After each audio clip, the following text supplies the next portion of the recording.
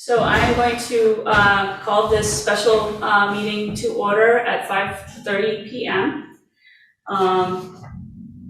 And the first order of business is adjustments to the agenda. I'm assuming we have no adjustments to the agenda, does anybody? No. Okay, and then the next item is why we're all here, which is to discuss the Vermont Open Meeting Law allegation violation response. I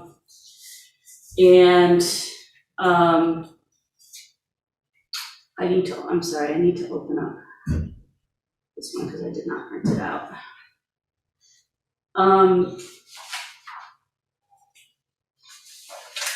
A lot of the discussion that we've been having with legal counsel has mostly had to do with the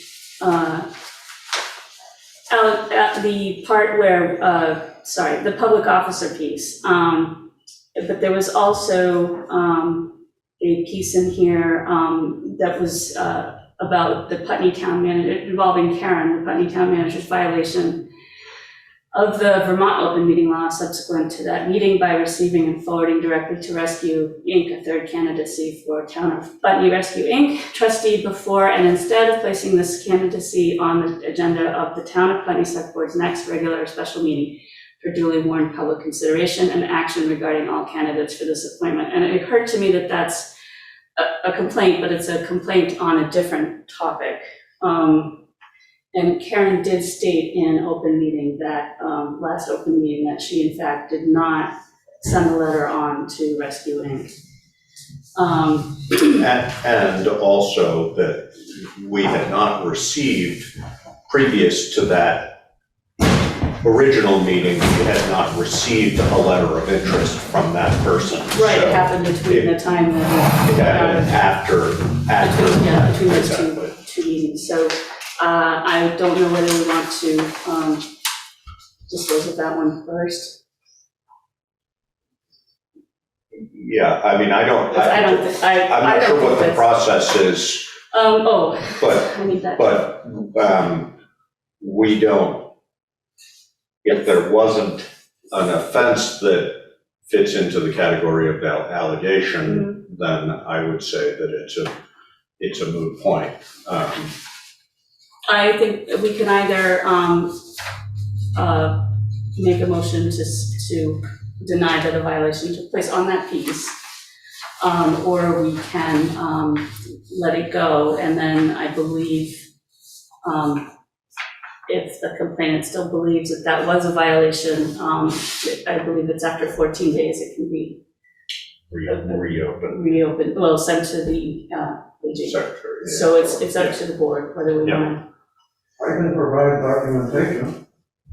On which part? What you're discussing. Okay. Putney Town Manager to Putney Town Manager, Thursday, May 12th, 1:38 p.m. These are printed emails. Karen, Rescue Inc. have confirmed to me that they have received 3 letters of interest. Putney Town Manager to me, May 12th, 2022, 3:52 p.m. Well, the third one went through a back door, as the select board are not privy to this candidate.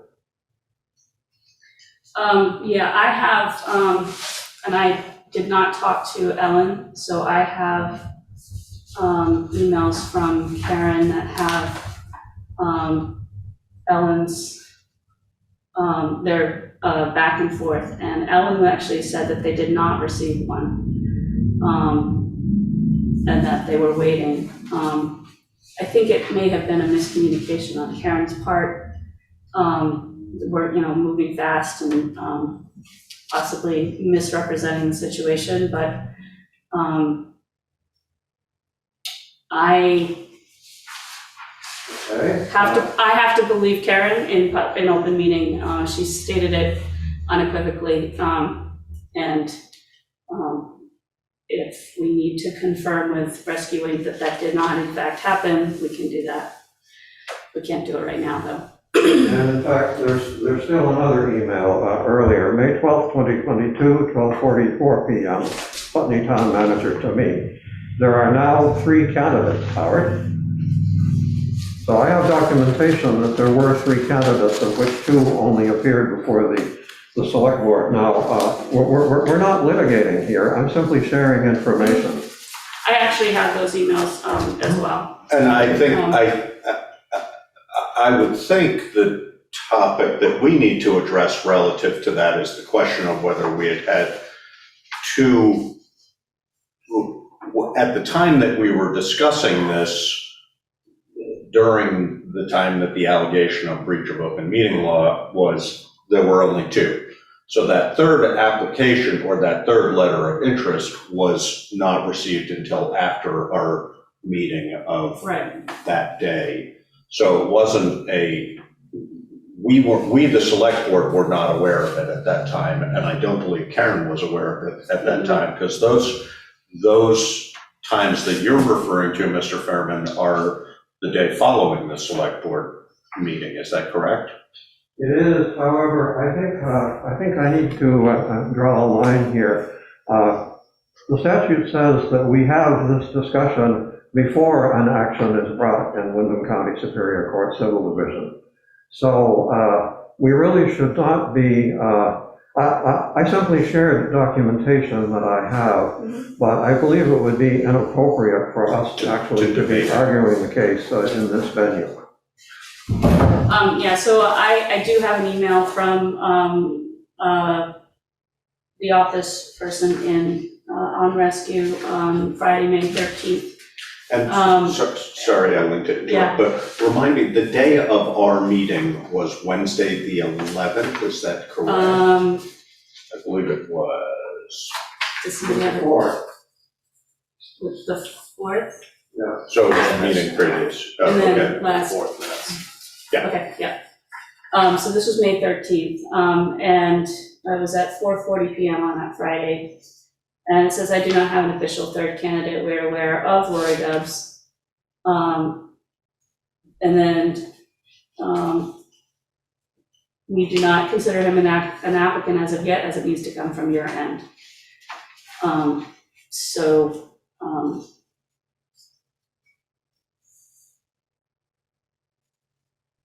And Karen's first email to Ellen was, hello, Ellen, did you get a third interested candidate for the rescuing board? That third person was not vetted to the select board yet. I will have this item on the agenda for Wednesday, May 18th. At that time, the SB may have me send the interested candidate to you. So, that's the string that I have. She stated it in an open meeting, so I don't think she would lie. So I guess my feeling is that was not a violation since it didn't happen. Previous to the meeting. Previous to the meeting, right?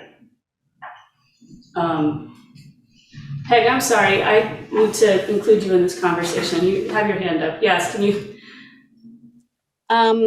Yeah, I agree with you that the violation that the part of the violation that Karen sent that information without being vetted is, I think we say that is not a violation. We deny that violation.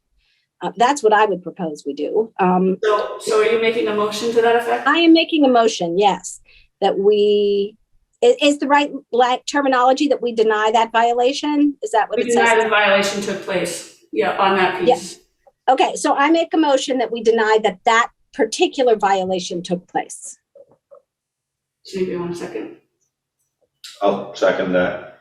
Okay, so it's been moved and seconded that the portion of the complaint involving Karen sending a letter of interest to Rescue Inc. Without select board approval has been denied. Is there further discussion among the board? No. Is there public comment in the room? Is there public comment online? Do we have anybody, do we have participants other Looks like we than? have Mark Fellows? Yeah. That's it? Okay. All right, hearing none, all in favor? Aye. Aye.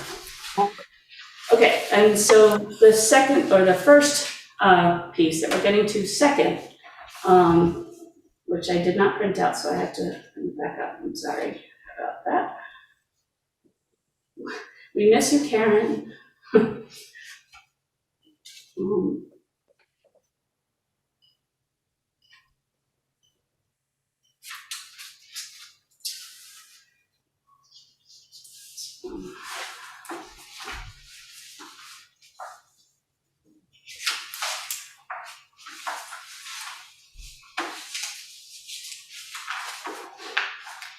That the town of Putney's select board is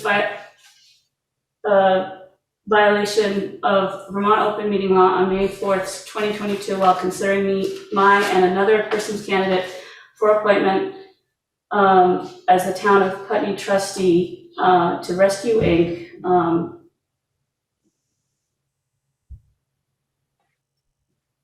Specifically because we went into executive session under Title 1 VSA 313A.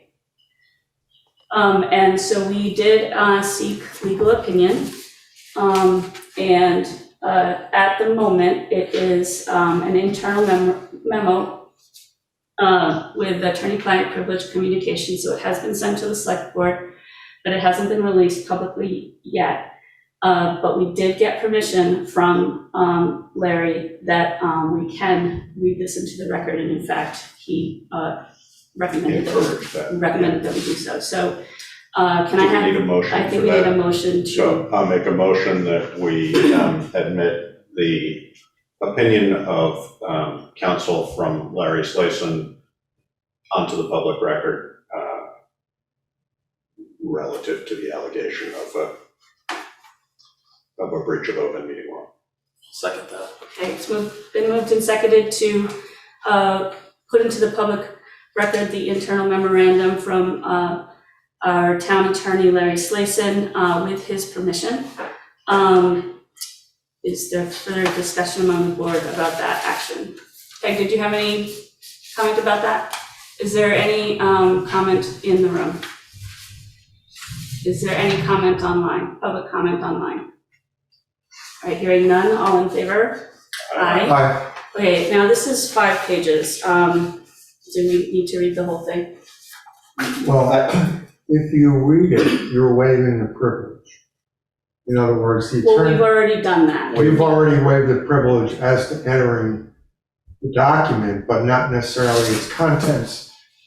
No, I believe that's exactly Oh, all right, what we well, just it's did. okay, is that, so That's what we, we meant to do, or that's what I thought we were we've doing. waived the whole privilege on this? Yes, yeah. Which, given the nature of it, seems appropriate. We can certainly, I'm assuming Mr. Fairman would like a copy of it, whether that's electronic or if you want, we can print you a paper copy Yeah, I can give, either now or later. I can send it to Cass now and I can, yeah.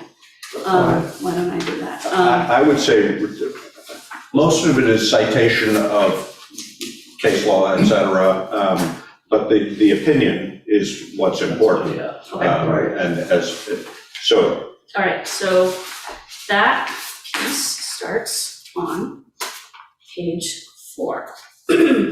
So I'm just going to read the conclusion, which is based on the facts and circumstances of this case, it is our opinion that a town-appointed trustee of Rescue Inc. is not a public officer. The town appointee serves as a member of the board of trustees of a private corporation which contracts with municipalities to provide emergency services. Rescue Inc. is not a public agency. Its board of trustees are not vested with any governmental authority and do not exercise any governmental function.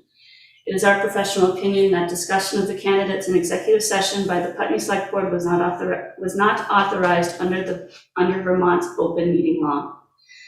Since the Select Board took no action regarding the potential appointees, there is no need to declare void any action resulting from the unauthorized executive session. The Select Board should, however, consider adopting specific measures that will prevent future violations of the requirements for entering executive session.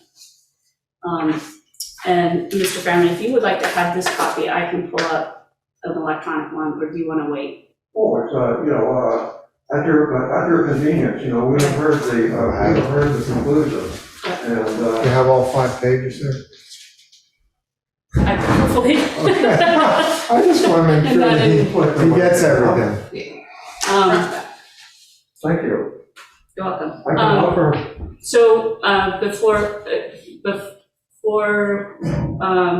we didn't, we just read it in the record, right?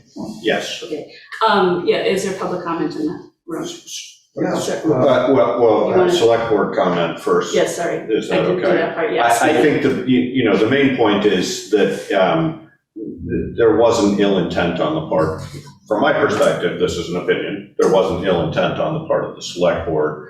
We were not clear on the definition of public officer. I know I wasn't, because I've had this conversation previously with counsel in the setting of appointments in the past, and I was under the impression that it was legitimate for us to have discussions such as this. But given the context of it being Rescue Inc., which is not a public organization, it definitely wasn't. I think that, as a result of that, it has certainly prompted me to want to have a better understanding of exactly what the definition of public officer is, and that we as a select board should then be very clear on that. That's just a comment on my part, that we certainly didn't do this intentionally in order to undermine public meeting law.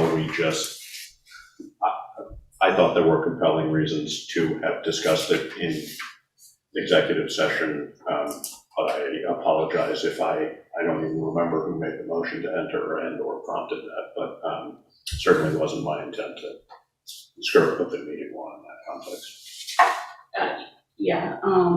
Does anybody else have anything to say? Yeah, I have some thoughts. I did too. Okay, who was first? Okay, why don't you go? Actually, I was going to make a motion, so let Charlie go ahead and share. Okay, yeah, I've read, is it Mr. Slason's opinion, and I have some thoughts about it. And I'm going to be working off the document. Mm-hmm. As he correctly points out, there's an exception to the open meeting law for an appointment or employment or evaluation of a public officer or employee. He then goes on to note that the term public officer is not defined in the open meeting statute. But he then goes on to say, and I'm going to quote this, excuse me, Mr. Fairman's notice of violation accurately summarizes the Vermont case law regarding municipal authority and public officials. A municipality has only those powers and functions specifically authorized by the legislature, and such additional functions as may be incident, subordinate, or necessary to the exercise thereof. And he cites the Heinsberg case of the Vermont Supreme Court in support of that proposition. In reading this and in taking a look at the Heinsberg case, it seems to me that in the context that we're talking about here, the key words are, and such additional functions as may be incident, subordinate, or necessary to the exercise of powers and functions specifically authorized by the legislature. So the threshold question, in my view, is whether or not the select board's discussion in an executive session of the appointment of a person to the Rescue Inc. Board of Trustees falls within the scope of a power and function authorized by the legislature, or such additional functions as may be incident, subordinate, or necessary to any of those powers or functions. I do not have the statute that, and have not read it, but we obviously can, as to what what the legislature has authorized by way of powers and functions of a municipality, which I believe covers a town. If one of those powers or functions is to provide emergency medical services, incident or necessary to that function, then that power would be authorized by the legislature. And therefore, it would fall within the language in the Heinsberg case that a municipality has those powers and functions specifically authorized by the legislature. I don't know that. We don't know that at this point. But assuming that the provision of emergency medical services is a type of public health function that the legislature has authorized towns to exercise, then it appears that a person who is appointed by a town to carry out those powers and functions, or one or more of them, falls within the definition of a public officer. So let's assume, for the sake of discussion, that the provision of emergency medical services by Rescue Inc. is either a power or function specifically authorized by the legislature for the town to exercise, or an additional function that is incident, subordinate, or necessary to the exercise of that power or function, then it seems to me that the definition of a public officer is satisfied in this case.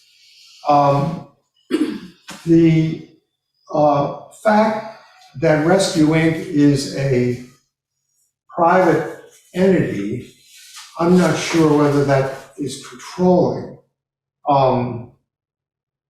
In the document that Mr. Slason circulated with his opinion of the bylaws of Rescue Inc., in Article 5, it talks about who shall be on the Board of Trustees. And in addition to the candidate appointed by the Rescue Inc. to its Board of Trustees, the other people who are supposed to be on the board are 6 individuals who are not members or employees of the corporation, but are active in agencies, businesses, or other roles within the community served, and are in a position to promote the management and pursuit of the overall mission of the corporation. As I understand it, the appointment of a representative of the town of Putney to serve as a trustee on Rescue Inc.'s Board of Trustees is essentially an implicit power granted by the Board of Trustees of Rescue Inc. To serve on the board of Rescue Inc. How that's done, as I understand it, is for this select board to appoint such an individual. And so what may be controlling here is not the fact that Rescue Inc. is not a public entity, but that the Rescue Inc.'s bylaws provide that 6 people who are not members, but who are in a position to promote the interests and mission of Rescue Inc., it's appropriate for them to serve. Now, what the purpose, as I understand it, of our executive session was to appoint a person, an individual, residing in the town of Putney to serve as one of the 6 individuals on the Rescue Inc. board. As a matter of fact, I'm wrong about that? Yeah, How so? because it's not one of the 6 individuals, it's one of the appointees, one of the town Town appointees. appointees. But the town appointees is one of those 6 individuals, is it not? I don't I don't believe think so, so. I think they So have- then Each of the towns has an appointee. so each of the towns has an appointee to the Rescue Inc. board. In addition to that, there are 6 individuals. That's my Okay. understanding. Okay, well, I stand corrected. So, Well, what But your gives us point, the but your, authority, what then gives us the authority to appoint? okay, so that's where I'm struggling with this, because Rescue Inc. could put in their bylaws that I have to wear blue on Mondays, but I don't have to abide by that. They don't have the authority to tell me right. that I have to do that. So the fact that there would be something in their bylaws doesn't necessarily mean that we have the authority to do it or need to do it at all. The question is, does that appear in our contract? I was just about to say And I that. don't know the answer to that. Because I haven't seen the contract. The only That's thing we it, saw you was. took the words out of my mouth. The only part that we saw was the monetary part in. Right, so this that I know is, of. So, this is inapposite, yeah, their bylaw. yeah. So, But the contract would control in the sense Mhm. that we're hiring these folks to provide emergency medical services for money. Mhm. And so it's a contract with a third party, Right. in essence. Does the contract require us to appoint somebody to their board? I don't believe so, and I say that only based on, we have had a vacancy in the appointment of an individual to that board in the past, and yet we have continued for not insignificant period of time. I can't remember exactly how it's long. been empty for a while now, hasn't it? Well, it hasn't currently, because Norm Bartlett did, I mean, That's Norm right, stepped down. He stepped down last year. But I don't think it's even been a full year, Okay. but we have in the past had times when we've had a vacancy from that, and it has not disallowed us from maintaining a contract. I don't believe it is a contractual agreement. I think it's, again, that's according to the bylaws of Right. rescuing. It's not according to our contract. I Okay, don't- so therefore it's a practice. Exactly. Opposed to a Exactly, so- requirement by contract or this. I think that's correct. That's my understanding. And so That it's something Rescue that Inc. they're. has consented. They've taken our person as a person to be on their board. Right, they've Right. taken the person that we've essentially recommended to. Right. Yeah, yes, and in my understanding of this, which is where I was a little confused last time, we, and I had this discussion with Larry, it is definitely incumbent upon us to appoint. Mhm. It's not up to Rescue Inc. whether apparently they can't, it doesn't appear to me that they can deny an appointment by us, because it's in their bylaws that towns appoint. But it's in the bylaws that the town appoints that person, not that the town appoints it and then Rescue approves it. I think, that's my understanding. So- In other words, they don't make the call, we do. Exactly. So that leaves us, Well, but then there's also additional pieces to their bylaws that are, about board, a board person, a trustee. membership, yeah. Yes, so if the person that we send there is actually in conflict with their membership policy, then, that's where, that's. Well, how could they be in conflict? Well, that's Well, what we, there's that's what I They think could have that a was, conflict of interest, they could have, I don't have that in front of me right now, but, there were some pieces that, that they could legitimately say, well, we can't take that person because they're Because an we employee think of there's a rescue, I think they conflict, can't they can't be an employee of rescue, they can't, so, Right. and in any event. Peg, are you still? Peg, I didn't mean to go on too long. No, that's okay. I'm not, I want to continue this conversation to see if we want to take this anywhere before I put a motion to Well, you can make a motion. acknowledging. I mean, know, but We're gonna get to a motion at some point anyway, so we could have a motion on the table and we can still discuss. Okay, then I move that the select board acknowledge an inadvertent breach of open meeting law by considering appointments to Rescue Inc. board in executive session, and that we cure this breach by committing to discuss applicants to Rescue Inc. in our next select board meeting. Can we discuss? Well, before There has to be you a second. Oh, yeah, So, is there a so second? I'll second it. Okay, Okay. it's been moved and seconded to, what was the wording? To acknowledge an Acknowledge. inadvertent breach of open meeting law. Okay, to acknowledge an inadvertent breach of open meeting law. And to cure it by discussing in our next select board meeting the applicants to the Rescue Inc.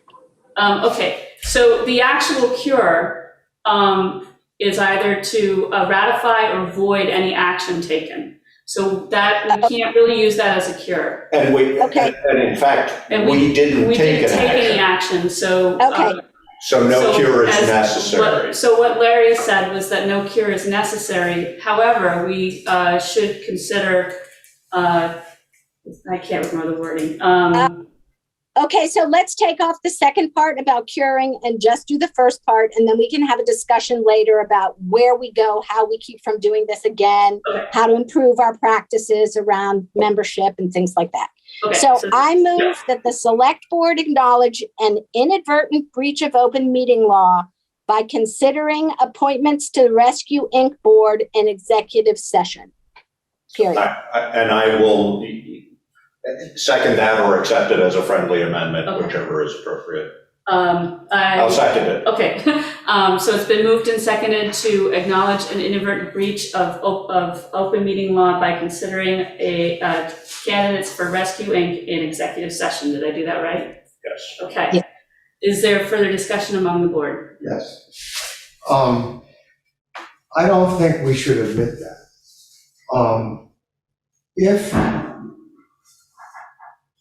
If the Rescue Inc. person falls within the definition of public officer or official, as I tried to discern here, then there's nothing to cure. There's no inadvertent error. The person who is appointed by the board is a public official and is properly appointed, and that provision falls within the exception to the open meeting law, which allows executive session for the appointment of public officials. I'm not trying to be argumentative here. My comment is prompted by not only my reading of the pertinent statutes, cases, et cetera, but also on the precedent that this would set for the board appointing people to other posts downstream. Because it may very well be that if we admit that we should have considered this appointment in an open meeting and not in an executive session, that could mean that other committees of the town to whom the select board appoints even members, that could be required to be discussed at an open meeting as opposed to executive session. And that not only applies to committees, it could apply to the Development Review Board, to the Planning Commission. In other words, we would be changing, in effect, our procedure for appointing folks to these posts. And I think that if we want to do that, that's fine, but that we ought to realize what the consequences of admitting even an inadvertent violation of the town open meeting law might mean. I'd also like to refer to a document that I printed off was online, the Vermont League of Cities and Towns has a summary of the open meeting law. And in the section talking about inadvertent violations, which I'm trying to find. I think it's on page, it was 27 through, it's very end, I think. Yeah, excuse me.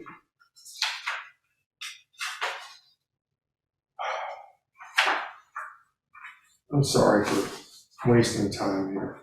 Actually, I don't think it's a waste of time. It's not a waste of time.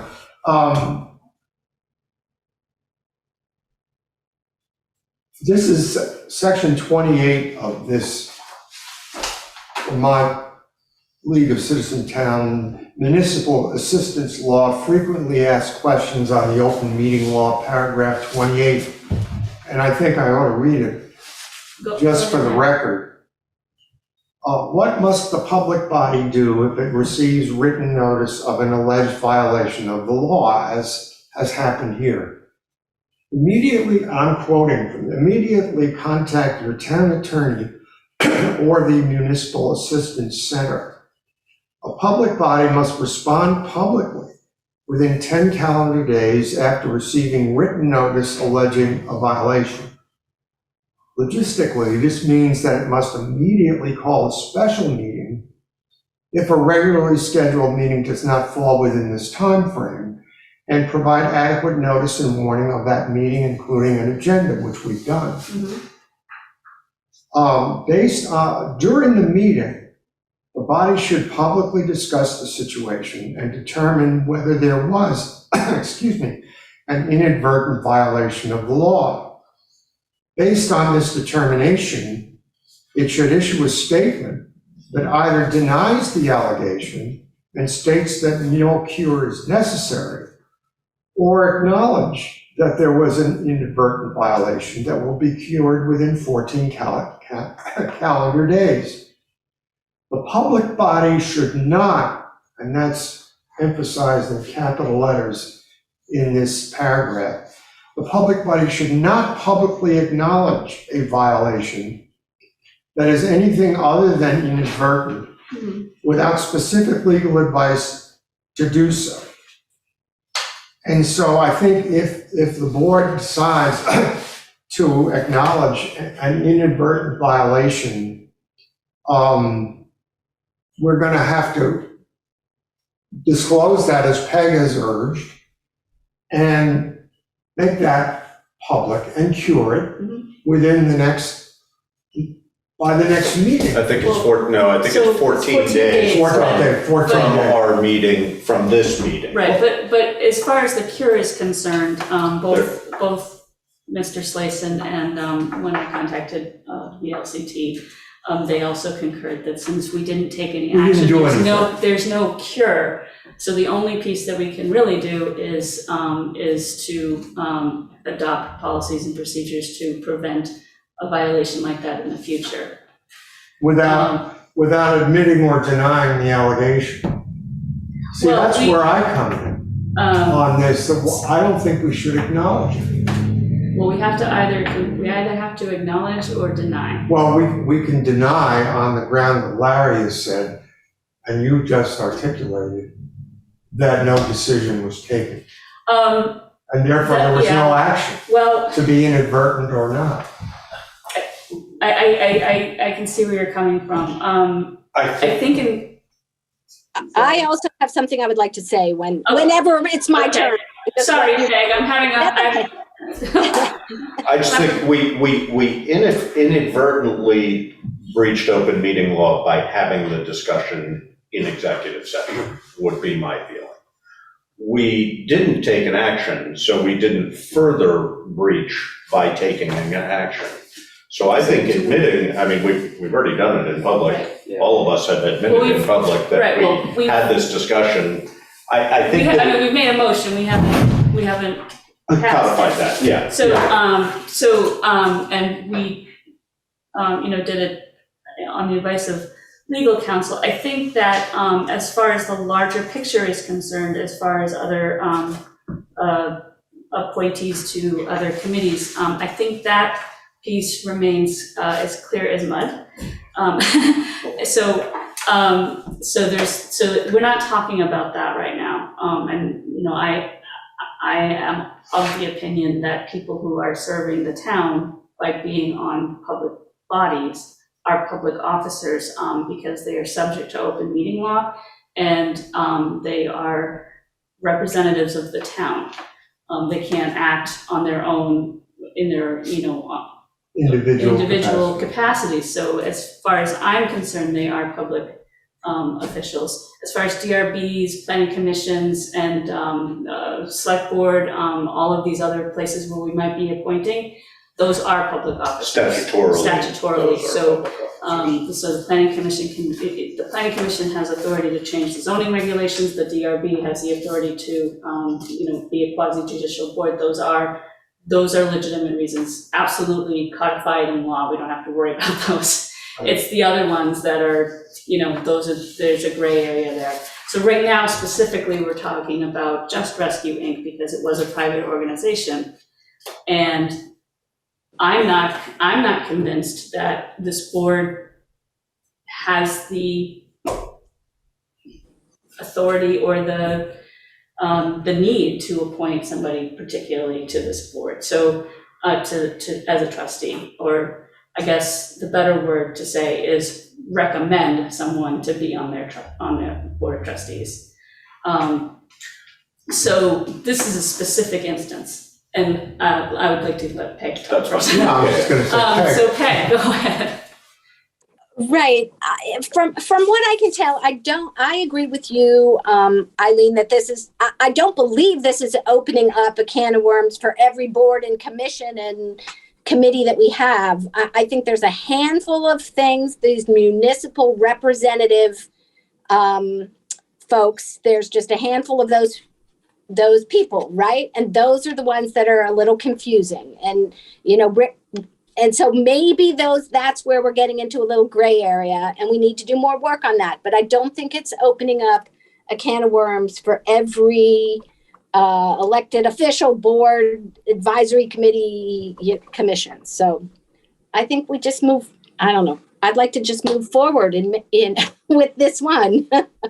That's fine. I didn't mean to. And also, we don't all have to agree. We can all. Oh, right. So I suppose, not surmising, but I had some concern that we would be setting a precedent, that's all. Well, I mean, the things that have been clear to me here is that this is not that definition is not black and white, and it is not. I will get to, I see your hand. I will get to you. It's not defined by statute, so It could be. It could totally be. Because if we looked at acts of the legislature saying what the town's powers and functions are, Mm-hmm. and appointing or offering to have a person serve on the Rescue Inc. board falls within one of those powers or is incident or necessary to it, then it seems to me that that the exclusion applies, because the exclusion says appointment or employment or evaluation of a public officer. But it doesn't simply say the act of appointing this person. And I'm looking, oh gosh, I was looking at Howard's memo, but I try to find Larry's memo here.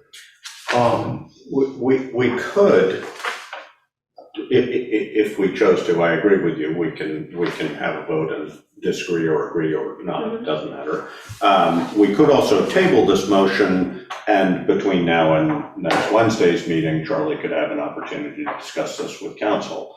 I don't believe we can do that because we have to do this within 10 days, and the 10 days is Saturday. No, I think the remedy can be within, we have to have a meeting and publicly acknowledge, but then I believe the remedy, but this isn't a remedy anyway, because we don't have anything to remedy. I think But I that's think what it's we 14, would- I think it's 14 days.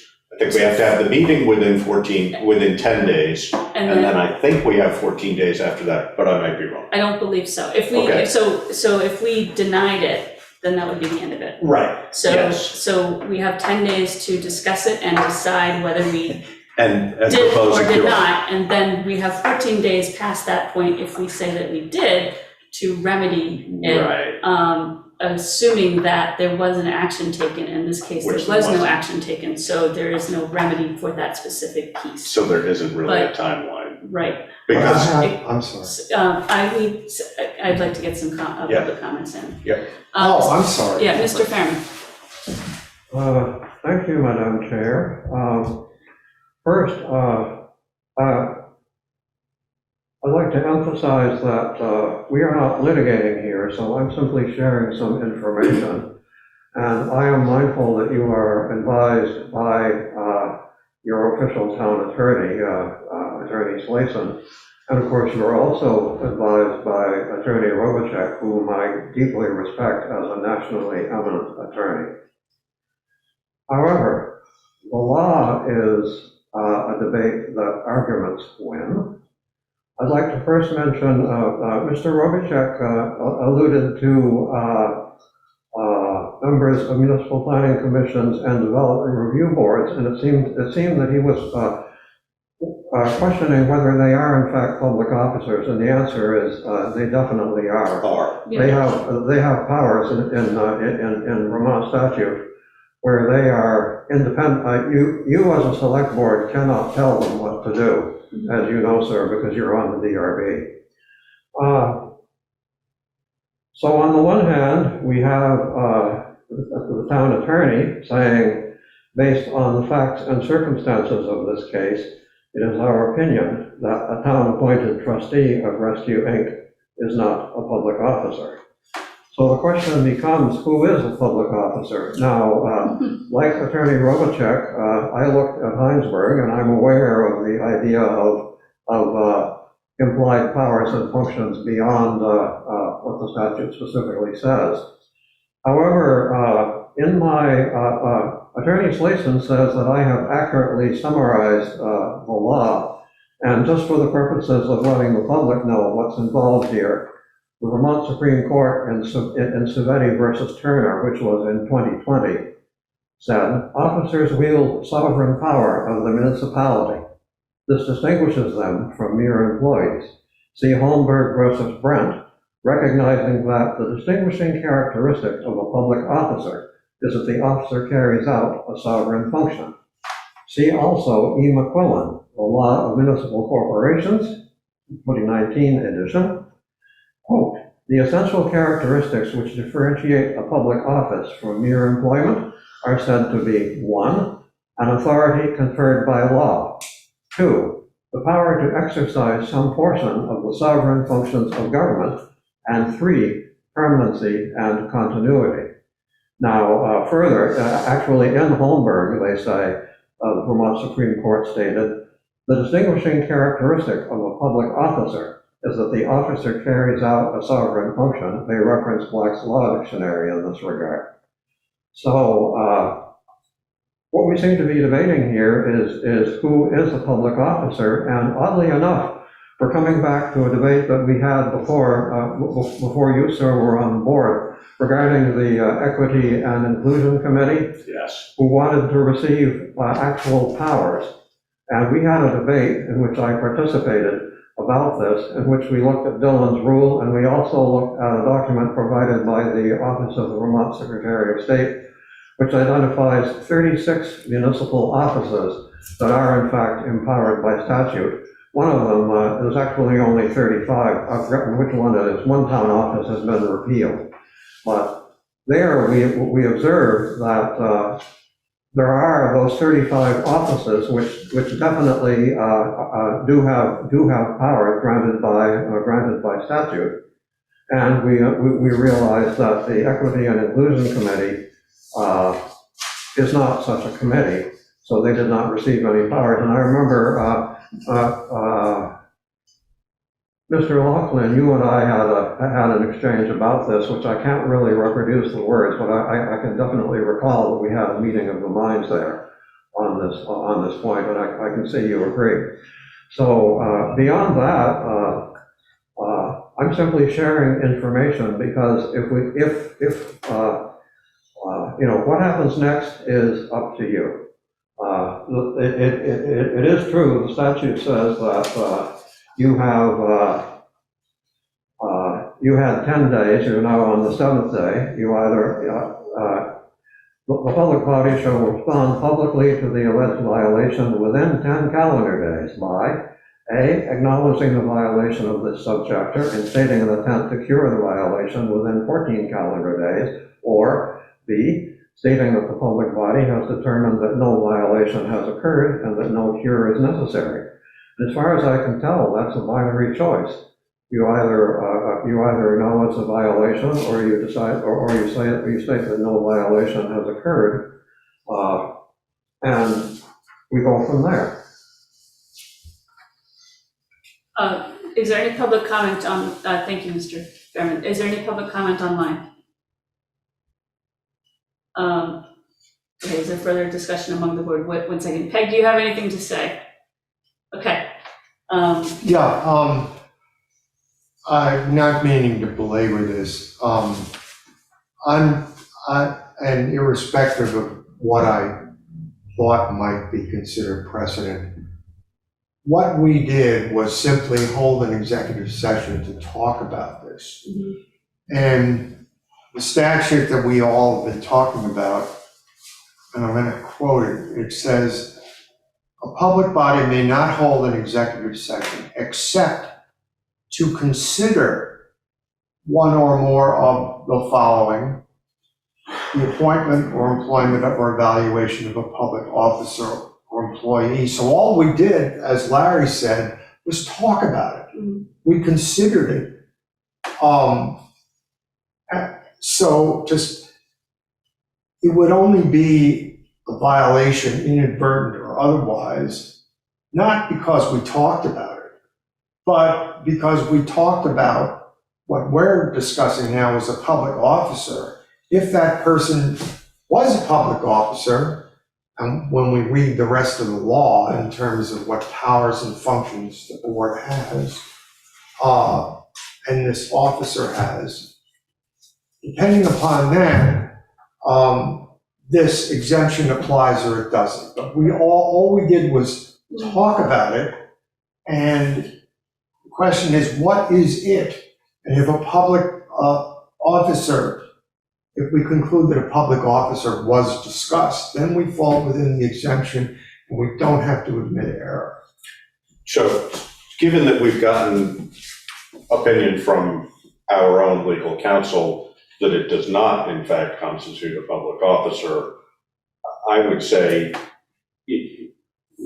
admission that there was an inadvertent breach of open meeting law seems appropriate, but there is no cure, so we don't need to take a cure. Right. So, and I, all due respect to your argument, why you're bringing it up, I'm not personally concerned about it setting precedent, because public officer in most other cases is so well defined, and in this circumstance appears to be, at least by opinion of legal counsel, not to be a public officer because of the circumstances. But your argument for why it could be is also meaningful. But I don't worry about the precedent setting, which is something I absolutely always worry about in discussions like this. But I think this is a unique enough situation so that that doesn't concern me.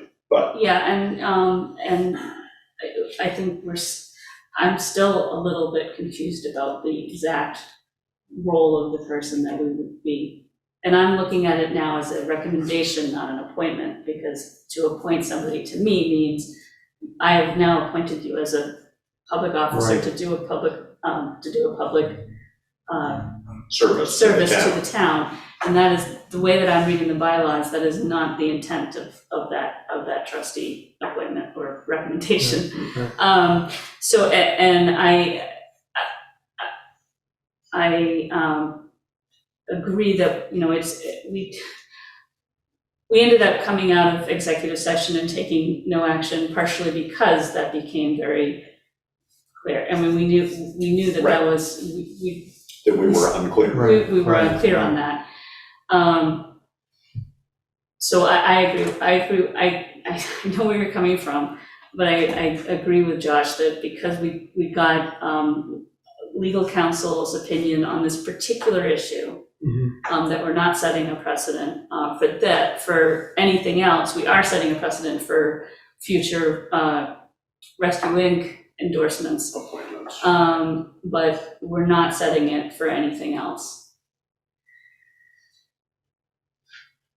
I think also we need to consider the financial implications if we were to choose otherwise. And I don't think anybody would be, but you never know. I don't think anybody would be looking to take us to court to test your argument, but we don't, at the risk of setting precedent over something that's not likely to be particularly problematic for us, we could be, by expressing that opinion, we could be opening ourselves up to legal. Potential liability. Exactly, Yeah. which I think. Which we don't want to do. Although I would we're- love the Supreme Court to actually Define this. Yes, I agree. in a very clear way so that we don't have these very gray areas in the statute where we can inadvertently get ourselves into trouble. But I'm not sure we want it to be on our nickel. Some other Right. town can do that. Right. Peg, do you have your hand up? No, I don't, but I will. Okay. Can we move the question? Can we? It's not a procedure that we have in our policy. What do we do next? I feel your pain. Well, what I want to do is I'm going to bring it open back to public comment, and then we can move it back to select board discussion. And if there isn't any more, then we can hold a vote. Okay. So is there public comment in the room? Is there public comment online? Is there discussion among the select board? Yes. I certainly did not mean to raise a red herring here. And maybe my concern about precedent is misguided. And so I'm going to essentially recognize that this is a view that I came up with just looking at this stuff, and also recognize that our council has come out the other way. And I think we can leave it at that. The only other thing I would add is, irrespective of this vote, how we come out, how this plays out, what happens next? What are we going to do? So the other piece to the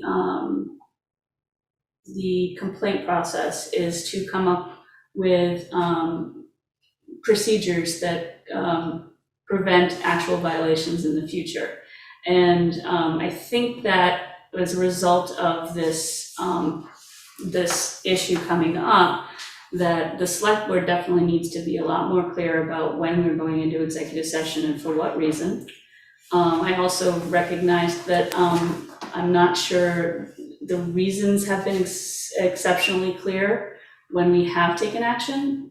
So those are things that I think we can work on. I think that, we have a membership policy, but it became clear to me in the course of our discussion last meeting that it isn't very robust and we don't always follow it.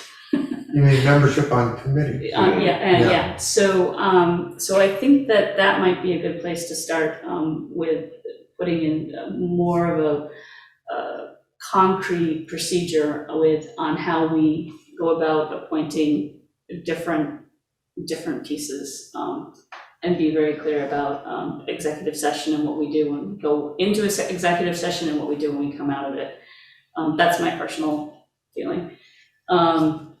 So I think what we want to do right now is take a vote on the motion, and then the other piece to me is a little unclear. I don't know that we need to make a motion on that, but maybe we just need to commit Agree to to it. put it Yeah. on the, Or agree to put it on the the next agenda. Okay, whether, all right. at least to get it started. on the Right, next okay. agenda. Because I'm pretty sure that writing up procedures is going to take probably Period of more than time. 14 days. Yes. Okay, so is there any more public comment in the room? Is there any public comment online?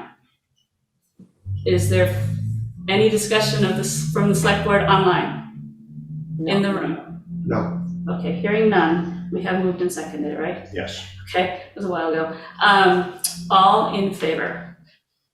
I, And are there anybody opposed? Nobody's opposed. Okay. So, I have a question though. yes. If it's in order for me to ask the Sure. question. When we acknowledge that what happened was an inadvertent error, how are we supposed to do that? Are we supposed to make a statement in the next open meeting, or what are we supposed to do? That was the nature of the motion. Yeah, so we just did. Okay, We just did do that. Yeah. okay. So we move to admit. Can you read your motion, Peg? I move that the select board acknowledge an inadvertent breach of open meeting law by considering appointments to the Rescue Inc. board in executive session. So we just basically just did that. Mr. Fairman. Madam Chair, if I may, I could offer some closing comments that perhaps serve as background to this. Yeah, go ahead. Thank you. First, I'd like to thank you for your timely response, and also for, I usually, and as usual, excellent Town of Putney Select Board discussion. You people really are very good at this. This is not the first Select Board meeting I've ever attended. It's not, and I've served on boards as well. It's not the first board meeting I've ever attended sitting in your seats. So first, thank you for your timely response. Now, in the way of background, experts tell me that this Vermont open meeting law question concerning executive sessions regarding public officers has never been decided by a Vermont court. A citizen having standing had to ask it, which I have done by myself, pro se, as grassroots Vermonters should be able to do when exercising our Vermont open meeting law rights that the full Vermont Supreme Court bench unanimously affirmed in Severson versus City of Burlington.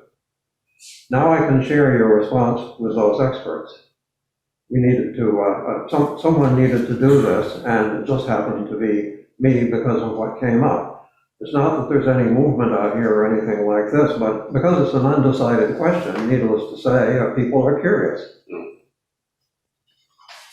Okay, thank you. So we have, I believe we have finished that item.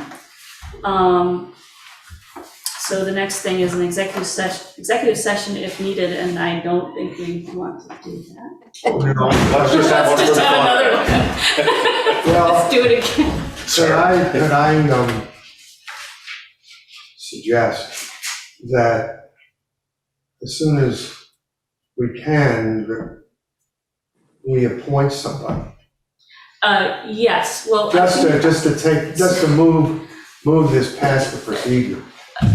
Yeah, I think there are some open questions that I have about Rescue Inc. in general, and also how we would go about that in open meeting.